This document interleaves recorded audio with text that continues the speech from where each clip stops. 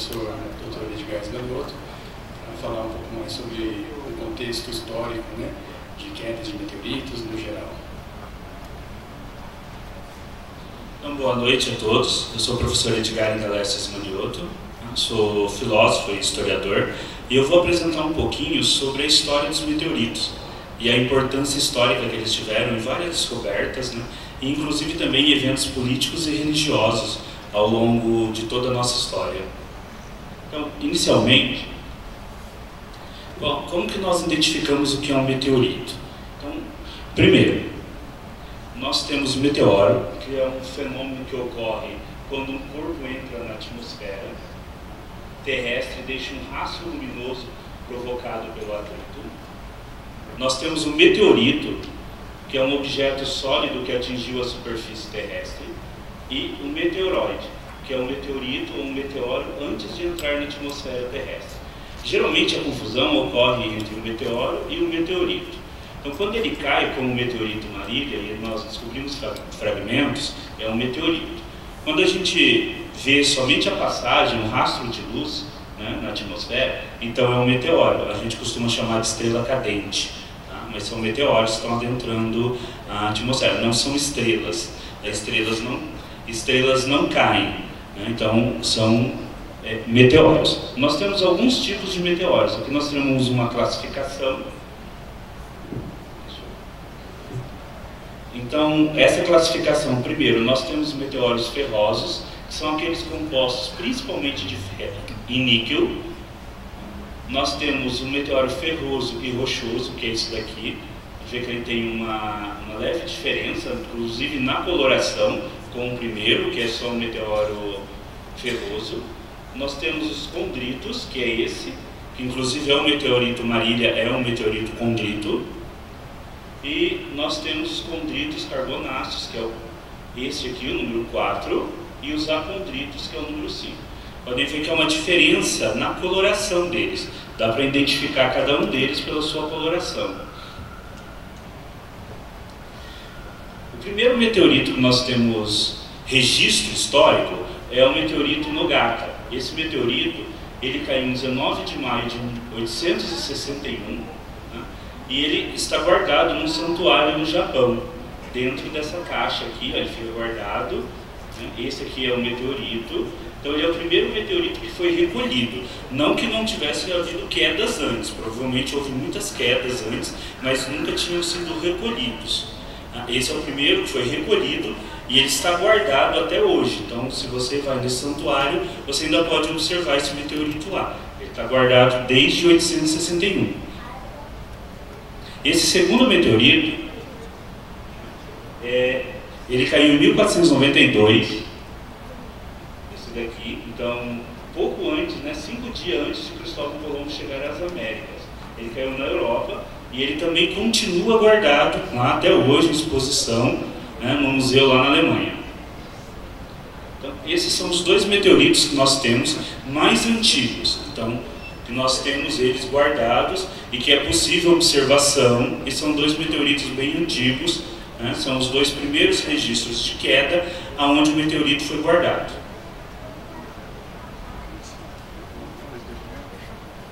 E, os meteoritos também tiveram alguma influência sobre as religiões. Um dos primeiros foi esse meteorito, né, que dá para a gente ver um templo, né, na moeda, né, uma moeda romana, e o imperador Heliogábalus, né, ele criou uma religião em volta do meteorito. Ele considerava que o meteorito ele tinha sido um presente dos deuses, que é uma pedra do espaço, então provavelmente deixada pelos deuses. Então o que ele fez? Ele construiu um templo, onde esse meteorito, que tinha formato triangular, ele era cultuado como uma representação dos deuses. E essa religião se transformou na religião oficial do Império Romano durante o reinado desse imperador, entre 218 e 222 depois de Cristo. Então, todo o culto, ele transformou toda a religião romana numa religião politeísta. Ele se aproveitou desse fato de ser uma religião politeísta e ele criou um culto em cima desse meteorito, de um deus solar que tinha enviado esse meteorito como a sua representação. Então, é um dos primeiros registros que nós temos de uma religião, né, toda voltada para o meteorito. Uma outra religião que tem um meteorito é a Pedra Negra de Kaaba, que é da tradição muçulmana, né? Segundo a tradição muçulmana, essa pedra teria sido entregue ao próprio Abraão, né, quando ele estava construindo o santuário denominado Kaaba, que é a casa de Deus. Então, não sei se vocês já viram em livros aquela mesquita que parece que ela tem uma forma de um cubo, né? E ela é negra, e dentro dela, né, numa dos lados dela, está esse meteorito. Todo muçulmano tem que ir pelo menos uma vez na vida até esse santuário observar esse meteorito. Só que o que os muçulmanos justificam é que eles não cultuam o meteorito, né? É que o meteorito seria uma representação, na verdade, um pedaço do céu. Então também eles não deixam que façam análise no meteorito. Então os cientistas desconfiam que seja um meteorito, né, mas ninguém pode fazer análise. Eles não entregam o meteorito para uma análise científica, porque para eles não é um meteorito, é uma parte do próprio céu que teria caído. Bom, e aí a gente entra numa parte histórica. Talvez você já tenha se perguntado por que é que a gente chama ciência que estuda o clima de meteorologia, né? E por que não é a meteorologia que estuda meteoritos ou meteoros? Isso porque na Idade Antiga, quando Aristóteles, que é um filósofo grego, ele vai escrever um livro sobre meteorologia, que é essa capa aqui, né, desse primeiro livro sobre meteorologia, é o primeiro livro que condensa os conhecimentos da época sobre meteorologia, aquilo que nós chamaríamos hoje de meteorologia, clima, mas também vulcões, etc. Para o Aristóteles, como para a maioria dos antigos, os meteoros não vinham do espaço, eles eram um fato atmosférico. Por isso que meteorologia, que é a ciência que estuda a atmosfera, né, até hoje é essa ciência que nós denominamos de meteorologia.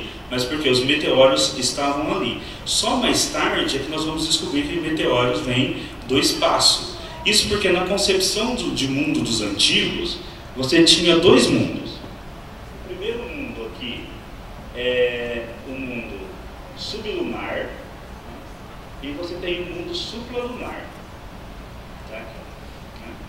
Então, o mundo sublunar, que é a Terra está no centro, né? E ele é da Lua até a Terra. Esse mundo, ele é corruptível. Nesse mundo, você tem as coisas nascem, crescem e morrem. Mesmo uma montanha, ela vai ser erodida, né? O ser humano nasce, cresce e morre, tudo nasce, cresce e morre. Ou seja, ele é corruptível.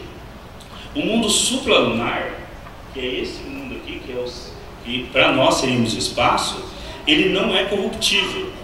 Ele é o mundo da perfeição. Então, você não podia ter pedras caindo desse mundo aqui, né? Você não podia ter alguma coisa que não estivesse matematicamente, né, justificada. Tanto é que você só tem os planetas, que inclusive em grego planetas são errantes, eles são as únicas coisas que erram, né, pelo espaço. Então, por essa justificativa, por esse mundo, como Aristóteles o concebeu, e que foi um mundo que no Ocidente nós partimos toda a nossa ciência, pelo menos até Galileu, né?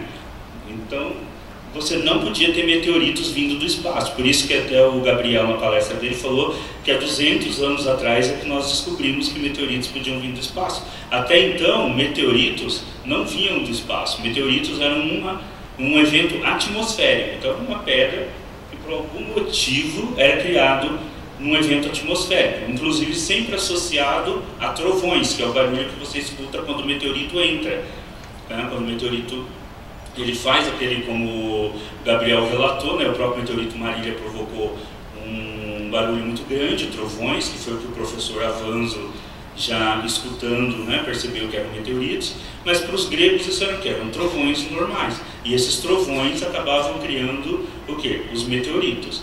Por isso, meteorologia que deveria ser a ciência que estuda os meteoros, na verdade é a ciência que estuda o clima. Até hoje é assim. Então, quando é que nós começamos a passar por esse processo científico, né? Que os meteoritos passam a ser tidos então como algo vindo do espaço. O primeiro registro, a primeira pessoa, né, a fazer uma pesquisa nesse sentido foi somente em 1794, num livro que, como todo livro dos séculos 18 e 19, tinha um título que hoje era praticamente o abstrato do artigo científico, né? Então, é sobre a origem do ferro, balas e outros similares a ele e sobre alguns fenômenos naturais associados. Nessa época você não precisava ler o abstrato, o resumo, para saber o que ia falar o livro, né? O título já te dizia tudo. Então, esse físico alemão, em 1750, ele começa a fazer uma pesquisa com um meteorito que havia caído na Croácia em 1751. E ele é a primeira pessoa a aventar que talvez aquela pedra não era da Terra, mas era de outro planeta. É lógico que ele não foi considerado pela ciência na época, né? As pessoas, ninguém deu muita razão para ele, né? Era estabelecido que meteoritos não eram do espaço, que não podiam vir pedras do espaço, mas quando toda ideia surge, essa ideia acaba ganhando novos adeptos e pesquisas novas vão ocorrendo. Então, em 1794, em Siena, Itália, por volta das 19 horas, 16 de junho, sons semelhantes a tiros de canhão foram seguidos daquelas rochas, prontamente recolhidos, ainda quentes, né? E um frade escreveu uma dissertação demonstrando que as rochas não podiam ser vulcânicas, mas que elas só podiam ser rochas do espaço. Então essa foi a segunda dissertação onde se aventava que meteoritos não eram de origem vulcânica, mas de origem espacial. Até porque não havia nenhuma erupção vulcânica ali no momento que podia ter sido jogado, né, para o espaço, jogado para a atmosfera, essas pedras elas têm caído. Em 1795, na Inglaterra, você tem uma outra queda de uma rocha de 25 kg, e inclusive ali é um juiz, né, porque seria o nosso equivalente a um juiz, né, de uma comarca, e ele que recolhe essa pedra, ele que faz as entrevistas, né, como um juiz experiente em fazer entrevistas, ele que faz as entrevistas e chega à conclusão de que seria uma pedra do espaço, mas isso também não é levado em consideração até então. Somente em 1803 é que tem uma chuva de meteoros. O meteoros, além dele cair sozinho, como acontece com o caso, né, como aconteceu com o caso de Marília, a gente também diz também chuvas de meteoros, né, ou chuvas de meteoritos que a gente pode, geralmente, existem épocas do ano, até o pessoal geralmente costuma fazer, quem é astrônomo amador, costuma fazer eventos, né? No caso, fala que está tendo um chuveiro de meteoros, né? Uma chuva de meteoros, e você consegue observar, né? Então esse tipo de chuva de meteoros ocorreu na França, com queda de meteoritos, e só então é que, devido a ter um número grande de testemunhas, mais de 3.000 testemunhas e quedas de rocha, é que a Academia de Ciências da França passou a aceitar que meteoritos podiam sim vir do espaço. Então, somente a partir de 1803 é que é considerado que rochas poderiam vir do espaço. Até então, meteoritos eram tidos como um evento atmosférico, um evento que ocorria aqui na nossa atmosfera, semelhante a um relâmpago, semelhante aos trovões, e a chuva e outros eventos. E esse meteorito, agora entrando um pouquinho na história, nós vamos passar agora por alguns meteoritos importantes. Esse aqui é o maior meteorito recolhido no Brasil, né, o Bendegó.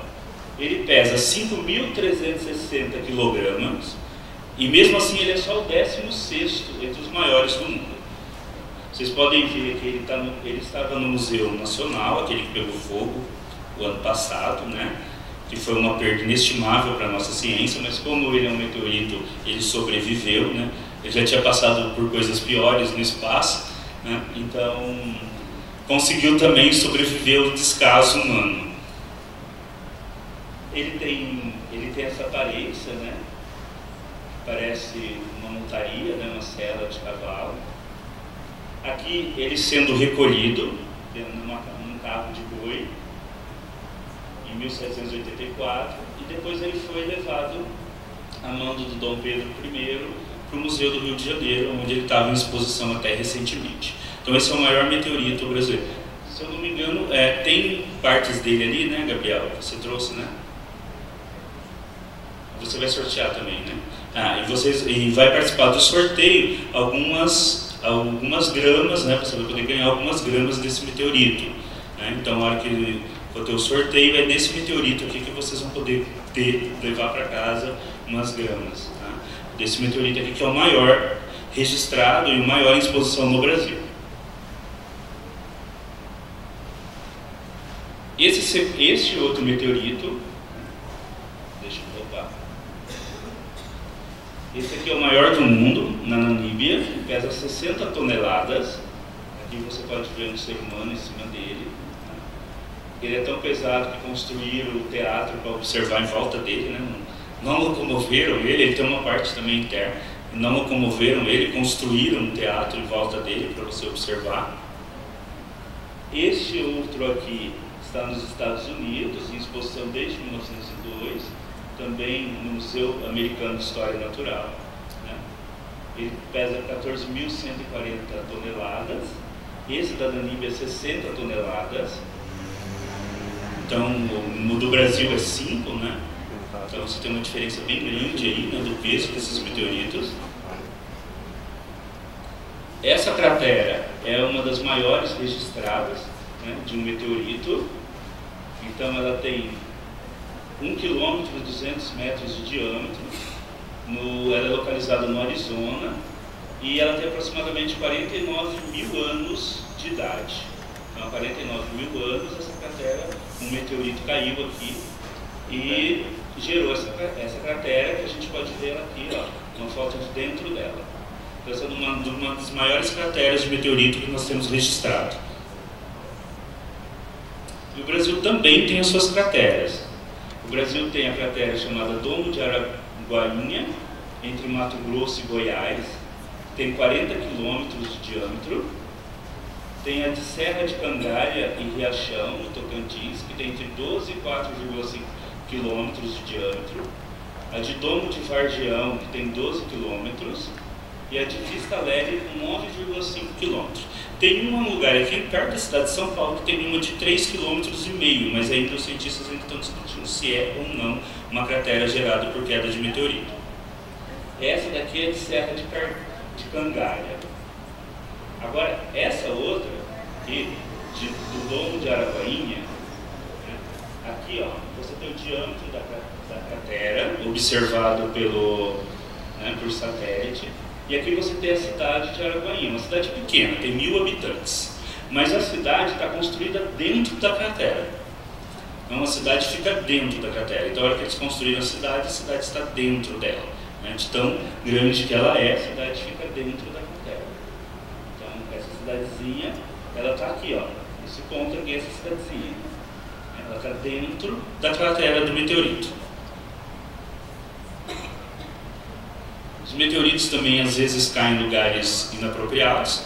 Por exemplo, esse meteorito caiu em um carro, né, em Nova York, em 1992, ele está aqui, né, e aqui o buraco, o estrago que ele fez no carro. Um outro meteorito, né, essa senhora, né, ela teve a sorte, o azar, né, de ser a única pessoa do mundo a sofrer o impacto de um meteorito. Então o meteorito caiu no telhado da casa dela e depois caiu num eletrodoméstico e aí foi ricocheteado para ela, e aqui tem o hematoma que o meteorito gerou. Então ela é a única pessoa do mundo a ter sofrido o impacto de um meteorito. E mais recentemente, em 2013, você teve um meteorito que caiu em Chelyabinsk, na Rússia. Cerca de 1.200 pessoas ficaram feridas com a queda deste meteorito, no qual 159 crianças. Vocês devem ter visto na televisão quando passou esse estrondo que passou quebrando todas as janelas, né, dessa cidade russa. Mostrou bastante na televisão. A maioria das pessoas, elas não se machucaram pela queda do meteorito. O meteorito não pegou ninguém. Elas se machucaram pelo efeito que ele teve de passar quebrando as janelas dos prédios. Então elas se machucaram devido ao próprio som, né, ao próprio onda de choque que ele gerou, né, e que causou danos na cidade, e esses danos acabam machucando as pessoas. Bom, e a queda desse tipo de meteorito, e a própria queda do meteorito Marília, que o Gabriel mesmo falou que caiu no centro da cidade, caiu numa rua da cidade, levanta uma questão, né? E se um meteorito tão grande quanto aquele, de 60 toneladas, caísse no meio de uma cidade? O de Marília tinha alguns poucos quilos, 2,5 kg, né? O que caiu no centro da cidade, isso não é nada. Mas e se um de 60 toneladas cai no centro de uma cidade? Então essa é uma questão que se coloca hoje, né? O impacto que poderia ter um meteorito, um asteroide, se ele tivesse em rota de colisão com a Terra. Eu sei que isso passa, todo ano tem um final de mundo, que um meteorito, que a NASA estaria seguindo um meteorito que estaria para cair na Terra e está chegando no final do mundo. Então isso tem todo ano. Todo ano a gente fica esperando o final do mundo e o final do mundo nunca chega, né? Mas a gente sempre tem. Mas um evento como esse pode vir a acontecer? É pouco provável? É, mas ele pode sim vir a acontecer. Um evento como esse aconteceu em Tunguska, na Rússia também. A Rússia, como é um país imenso, então acontece mais lá do que em outros lugares do mundo, mas não por nada metafísico, né? Mas simplesmente pelo tamanho do país. Então você tem aí um meteorito de 60 metros de diâmetro. Esse meteorito de Tunguska, ele caiu em 30 de junho de 1908, só que ele não chegou a ter um impacto na Terra, por isso ele não abriu uma cratera, né? Ele explodiu ainda na atmosfera, cerca de 5 a 10 km de altura. Ainda assim, essa explosão gerou o equivalente a uma onda de impacto de 1000 vezes o equivalente à bomba atômica de Hiroshima. E foi isso que aconteceu com as árvores que estavam nessa onda de impacto. Voltando lá um pouquinho, foram cerca de 2.150 km² e gerou um terremoto de 5 graus na escala Richter. Até o professor estava conversando essa semana, né, com o professor Leonel. O professor Leonel deu uma descrição, né, o professor Leonel falou que isso seria o equivalente a essa onda de impacto que ele gerou, né, de destruição, equivalente a 2 vezes o município de Marília. Então é uma onda de impacto realmente muito grande. Então ele poderia ter, se fosse numa cidade como Marília, a cidade inteira teria sido destruída. Interessante, inclusive, os registros da época são de que a luz provocada, né, por essa onda de choque, ela foi vista em Londres. Não sei se eu não coloquei aí um mapa mundi, mas vocês têm uma ideia, né, de onde é a Sibéria, acho que todo mundo tem essa ideia de onde é a Sibéria, e da onde está Londres, que é do outro lado do continente, né, da Euroásia. Então você imagina que a hora que o meteorito impactou na Sibéria, a luz que ele provocou foi vista em Londres. Os registros falam que Londres era noite, e os registros falam que foi como se estivessem acendido o sol por 5 minutos. Né, tamanho era o clarão que ele gerou. E também se fala nos registros que, devido à rotação, ao movimento da Terra, se fosse 2 horas antes, ele teria realmente impactado em Londres, né, ou numa grande cidade da Europa, né, porque ele poderia, na faixa que ele caiu na Sibéria, ele poderia ter caído em Londres, Berlim, alguma cidade ali no continente, que poderia ter gerado, né, milhares ou milhões de mortes, depende da cidade. Na época as cidades não eram tão populosas, mas já tinha uma população considerável. E da onde, nesse caso, né, o maior risco seriam os asteroides. Boa parte dos meteoritos que caem, né, no nosso planeta, na verdade, eles se desprendem muitas vezes de asteroides. E o que são os asteroides? Os asteroides, no nosso caso, eles vêm de um cinturão de asteroides que tem entre Marte e Júpiter. Então você tem um cinturão de asteroides aqui finalzinho, entre Marte e Júpiter você tem um cinturão de asteroides. E também, fora do sistema solar, né, você tem também outro cinturão de asteroides, né, que dá para ver aqui. E um pouquinho mais distante, já no espaço interestelar, você tem outra nuvem de asteroides, da onde vêm os cometas, que é a nuvem de Oort. Então, todo o nosso sistema solar é cercado, né, de cinturões e de nuvens de asteroides, e por isso que a gente tem os cometas, né, também, que os cometas vêm justamente dessa região. A Terra só não recebe mais impacto, porque boa parte dos impactos acabam na Lua. Bom, mas um desses grandes impactos que a gente mais conhece foi aquele que eliminou os dinossauros. Então, o asteroide que eliminou os dinossauros há 65 milhões de anos atrás, ele impactou aqui, né, no Golfo do México.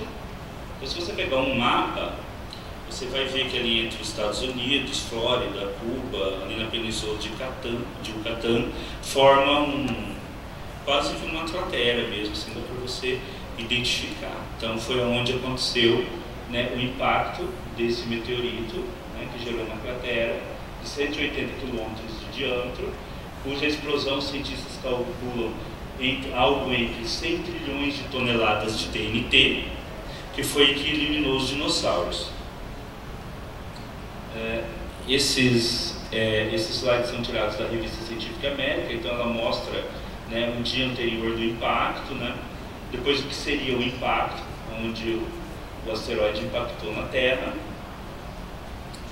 40 minutos depois do impacto, você já vê nuvens de vapor se expandem e envolvem toda a Terra, porque a questão do asteroide é justamente também as nuvens que ele forma em volta do planeta. Essas nuvens, elas não permitem que a luz solar passe. Os vegetais morrem, nesse caso os dinossauros herbívoros morreram, e logo em seguida os carnívoros morreram também. Um ano depois, esse era o cenário dos cientistas, que os paleontólogos, né, criando para a Terra. Então você quase praticamente já não tem mais vegetais. Só 50 anos depois é que começa a haver alguma recuperação. Só que 50 anos para animais do tamanho de dinossauros não foram suficiente para eles se recuperarem novamente, né? A gente sabe que os dinossauros, e aí eu vou fazer uma brincadeira, lógico, né, duvidosamente evoluíram para galinhas, né? Se você pode dizer que isso é evolução, eles evoluíram para galinhas, mas é lógico, permitiu que pequenos animais não muito maiores do que camundongos evoluíssem para seres humanos, né? Então, no nosso caso, o meteorito foi uma boa ideia. Mas um outro hoje poderia talvez nos extinguir e deixar só as baratas. Então, porque parece ser o único animal capaz de sobreviver a esse cenário hoje. Por isso, até nos Estados Unidos, eles têm alguns programas, né, referente a mapear a existência de asteroides no entorno do planeta Terra. 10 minutos. Eles têm programas, né, para mapear asteroides em torno do planeta Terra, e esses programas buscam identificar, você tem aí mais ou menos, calcula-se 1.100 asteroides, objetos próximos à Terra. Próximos à Terra depois da Lua, tá? Mas ainda assim próximos à Terra. É que geralmente quando a gente fala próximo em termos astronômicos, as pessoas, por isso que às vezes tem reportagem no jornal que fala assim, um asteroide vai passar raspando na Terra, eles colocam lá no jornal. Você imagina assim, né, que vai dar para você ver a olho nu, que vai passar assim na atmosfera, você vai... Porque o que a gente entende de raspando é isso, mas raspando muitas vezes é inclusive depois da órbita da Lua, ou raspando quando você pensa em termos astronômicos. Por isso que às vezes tem um final de mundo, pelo menos uma vez por ano um asteroide vai impactar com a Terra, vai ter um final do mundo. É porque geralmente que a pessoa que lê o artigo científico e vai levar isso para o jornal, às vezes usa uma linguagem mais popular e fala, vai passar raspando, vai passar pertíssimo. mas muitas vezes isso é depois, inclusive, da órbita da Lua, que é pouco, em termos astronômicos é muito pouco, mas em termos comuns, né, como a gente está acostumado a lidar com medidas, não é tão pouco assim. E aqui você tem um projeto, né, de uma fundação chamada Fundação B612, de uma nave espacial que empurraria um asteroide para longe da Terra. Porque todo mundo aqui já deve ter assistido filmes como Impacto Profundo, Armagedon, né, e esses filmes que o Bruce Willis vai lá, né, e coloca uma bomba dentro do asteroide, explode ele. Mas essa é uma ideia muito ruim, né, porque se você explodir ele vai continuar vindo do mesmo jeito. A única diferença é que ele vai cair em mais pedaços, mas ele vai continuar do mesmo jeito. É tipo, não sei, quando você está assistindo aquelas videocassetadas, o cara explode a melancia, ela cai do mesmo jeito, só que ela cai partindo no meio, né? Mas ela vai te acertar da mesma forma. Então, não é uma boa ideia você jogar bombas atômicas em asteroides.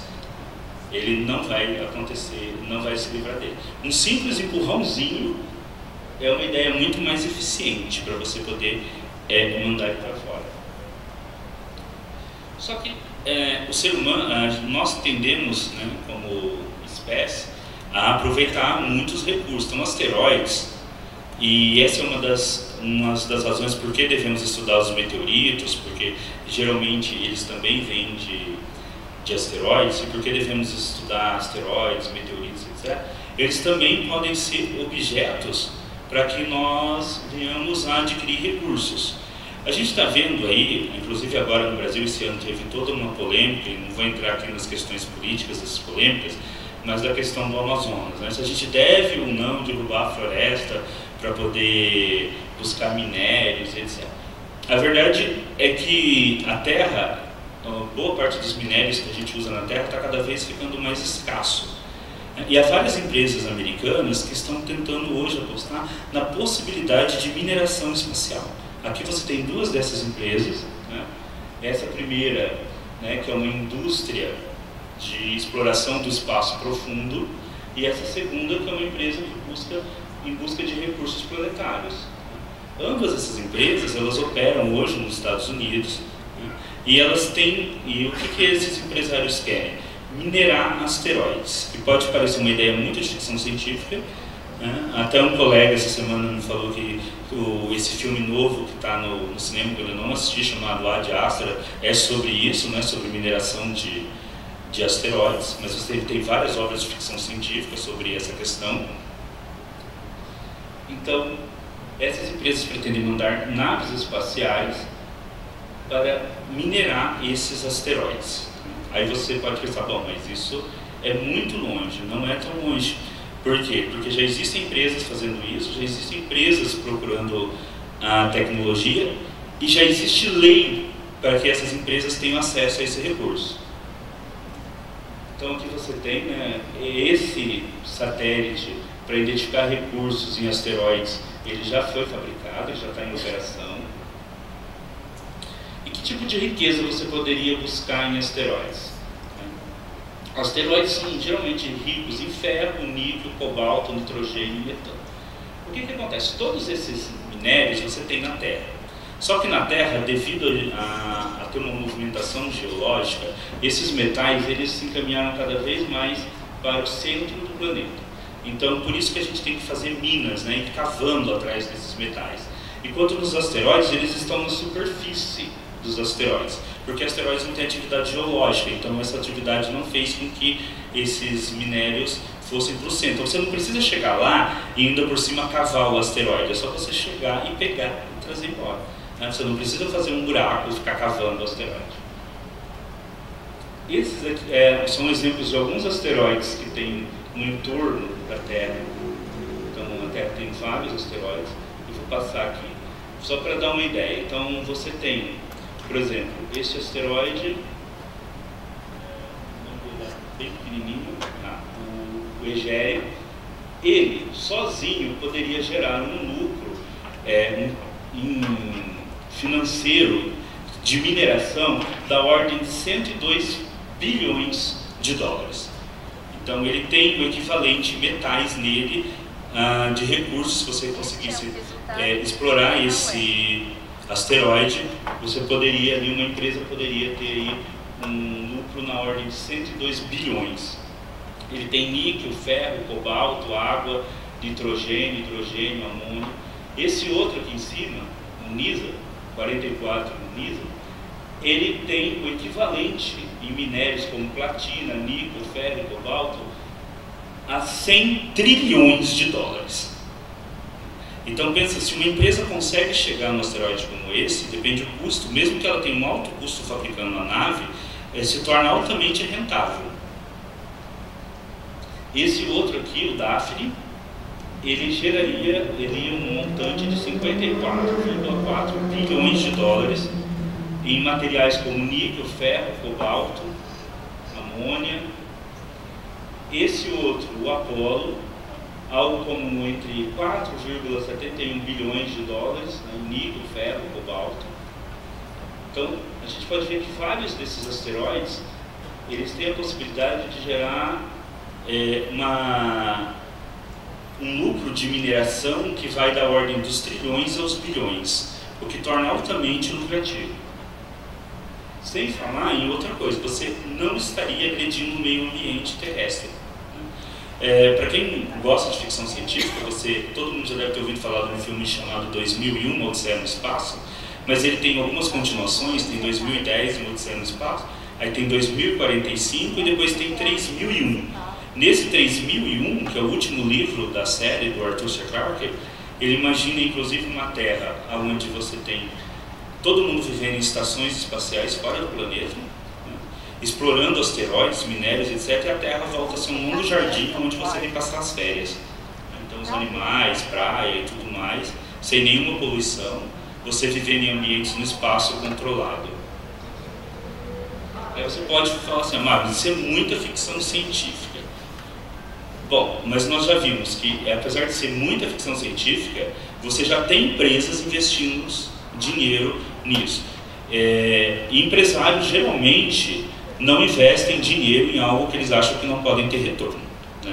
Se tiver algum empresário aqui, né, na plateia, talvez possa dar o seu aval e certificar disso, né? Geralmente você não vê empresários gastando dinheiro em algo que eles acham que não podem dar retorno.